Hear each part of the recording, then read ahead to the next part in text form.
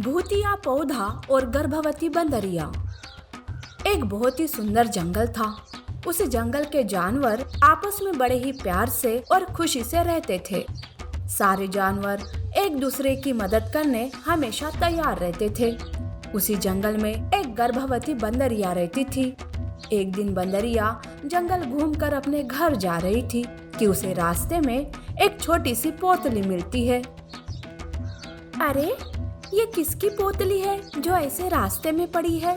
देखो तो जरा कि क्या है इसमें। बंदरिया उस पोतली को खोल कर देखती है तो उसे वहाँ कुछ बीजें दिखाई देती है।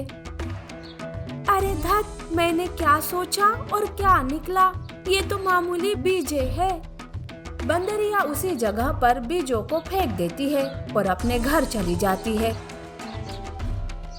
दूसरे दिन ही उस बीजों से एक भूतिया पौधा उग जाता है।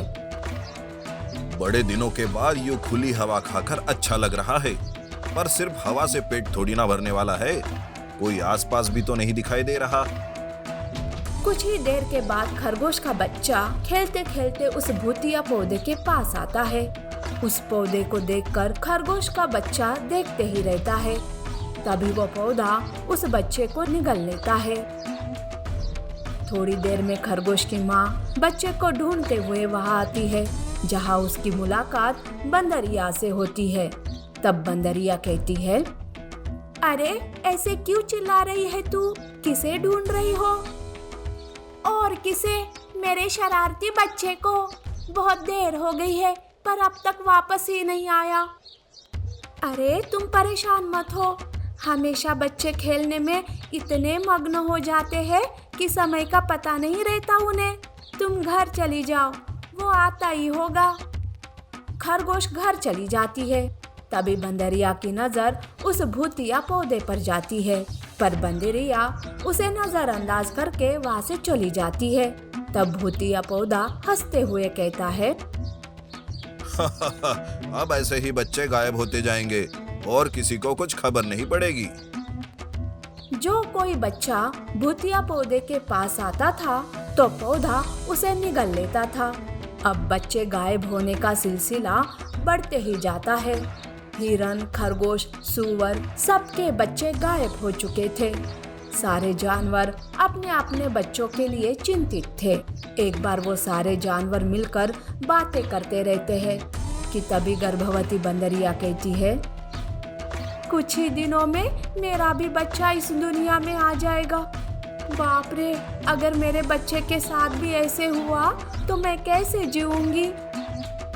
जिस बात से तुम दुखी हो रही हो बहन, वो दर्द तो हम सह रहे हैं, पर हमारे जैसे तुम्हारा हाल ना हो इसके लिए हमें कुछ करना होगा। उस अनजाने दुश्मन को ढूंढना होगा जो मासूम बच्चों को गायब कर रहा है। सारे जानवर मिलकर पूरा जंगल छान मारते हैं बच्चों को गायब करने वाले दुश्मन को ढूंढने के लिए, पर उनके हाथ कुछ नहीं लगता। अब जानवर अपने अपने बच्चों को अकेला नहीं छोड़ते थे, हमेशा उनके साथ ही रहते थे। पर इस वजह से भूतिये पौधे का भारी नुकसान हो रहा था। तब वो मन ही मन सोचता है, अरे ये जानवर कुछ ज्यादा ही चौकन्ने हो गए हैं, पर इनकी वजह से मेरा हाल बेहाल हो रहा है। इसका क्या करूं? अब तो कुछ करना ही पड़ेगा। भूतिया पौधा ऐसा सोचते ही रहता है कि तभी उसे कुत्ते का छोटा बच्चा दिखाई देता है। तब भूतिया पौधा खुशी से बोलने लगता है, अरे मेरे पास आओ बच्चे, मैं तुम्हें ढेर सारा खाना दूंगा और खिलौने भी। इधर उधर मत देखो, सीधा मेरे पास चले आओ। कुत्ते का बच्चा आवाज की तरफ जाने लगता है। वो बच्चा भूतिया पौधे के पास आता है।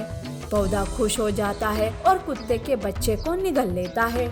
तभी वहाँ गर्भवती बंदरिया आती है और वो अपनी आंखों से ये सब देख लेती है, जिसे देखकर वो चकित हो जाती है और सोचती है, अच्छा तो बच्चे को गायब करने वाला दुश्मन ये पौधा है।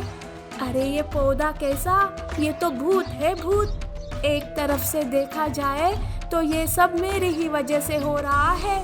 अब इस भूतिया पौधे की तो खैर नहीं। बंदरिया उस भूतिया पौधे के पास जाकर उसे लकड़ी से मारने लगती है, पर इसका कोई असर उस पौधे पर नहीं होता है। बंदरिया गर्भवती थी, इसीलिए वो ज्यादा जोर भी नहीं लगा पा रही थी। तभी वो जोर जोर से चिल्लाने लगती है, अरे साथियों, आओ आओ, हमारा दुश्मन मिल गया है, जल्दी यहाँ आओ। तभी वहाँ सारे जानवर इकट्ठा हो जाते हैं। बंदरिया भूतिया पौधे की बात सबको बताती है। पहले बंदरिया की बातों पर कोई विश्वास नहीं करते हैं। तब बंदरिया हाथी से कहती है, अरे हाथी, मैं सच कह रही हूँ, मेरी बातों पर विश्वास करो। ये भूतिया पौधा ही हमारे बच्चे को गायब कर रहा है। तुम इस पौधे को अभी के अभी जड़ से उखाड़ दो, तभी आप सभी को मेरी बात सच्ची लगेगी। हाथी अपनी सूंड से भूतिया पौधे को उखाड़ने लगता है, जिस वजह से भूतिया पौधे को तकलीफ होने लगती है और वो कहता है, अरे हाथी, ये क्या कर रहा है तू? छोड़ दे मुझे, हाय रे, बहुत दर्द हो रहा है। पौधे से आवाज सुनकर सारे जानवर हैरान हो जाते हैं। हाथी ताकत के साथ भूतिया पौधे को जड़ से उखाड़ देता है। जैसे ही पौधा जमीन से उखड़ जाता है, वैसे ही सारे गायब हुए बच्चे वापस आ जाते हैं। बच्चे अपनी माँ के पास जाकर गले लग जाते हैं। इस तरह से भूतिया पौधे का किस्सा ही खत्म हो जाता है। ऐसी और अमेजिंग कहानियों के लिए हमारे चैनल को लाइक और सब्सक्राइब करना ना भूलें। शुक्रिया। Pregnant elephant and hungry lion. शेर जंगल का राजा अपनी न्याय प्रणाली के लिए मशहूर था। वो शिकार भी तब करता था जब उसे भूख लगती हो। मजे के लिए शिकार करना उसकी आदत नहीं थी, पर कुछ दिन से वो बीमार था, इसलिए ना तो शिकार कर पाता था, ना ठीक से खा पाता था। भूख के कारण उसका कमजोर शरीर और कमजोर होता जा रहा था। अब उसे कोई बड़ा शिकार खाकर अपनी भूख मिटाने की इच्छा थी। क्या करूं, किसे खाऊं? खरगोश, हिरन जैसे छोटे जानवरों से मेरा पेट भरने से रहा।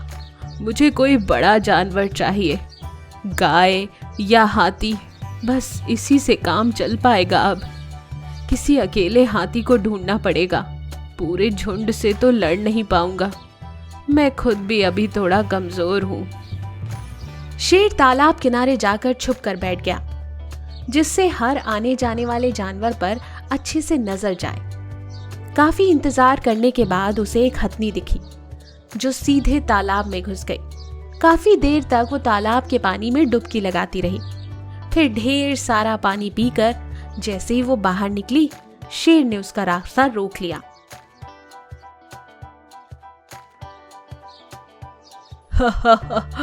आज तो तुम्हें मेरे पेट के अंदर जाना पड़ेगा। वैसे तुम अपनी झुंड से दूर कैसे हो गई? तुम बिना झुंड तो कहीं नहीं जाती। महाराज, मुझे जाने दो, मुझ पर दया करो। मैं इस हालत में आपसे लड़ नहीं सकती। इस हालत में यानी? क्या हुआ तुम्हें? मुझे तुम अच्छी भली लग रही हो, बहाने बनाने की जरूरत नहीं। मैं तुम्हें खाकर ही दम लूंगा। शेर ने हथनी पर छलांग लगा दी कि तभी हथनी जोर जोर से चिल्लाने लगी और जमीन पर लोटपोट होने लगी। शेर को लगा, अरे मैंने तो अभी कुछ किया ही नहीं और ये पहले ही चिल्लाने लगी, ये कैसे हो गया? जब उसने गौर से देखा तो पता चला कि हथनी मां बनने वाली थी और शायद यही समय था जब उसका बच्चा बाहर आने वाला था। मुझे माफ करना, मुझे तुम्हारी हालत का अंदाजा नहीं था।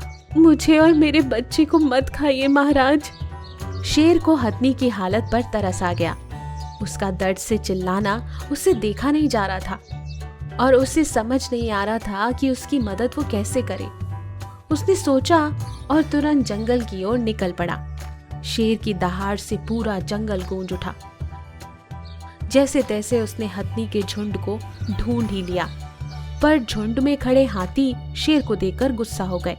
उन्हें लगा कि वो उनका शिकार करने आया है। सारे के सारे एक साथ होकर गुस्से में आगे बढ़ने लगे। रुको, मेरी बात सुनो, मैं यहाँ लड़ने नहीं आया हूँ। मैं तो बस ये बताने आया हूँ कि तुम में से एक हथनी तालाब के पास एक बच्चे को जन्म देने वाली है। उसे शायद तुम लोगों की मदद की जरूरत है।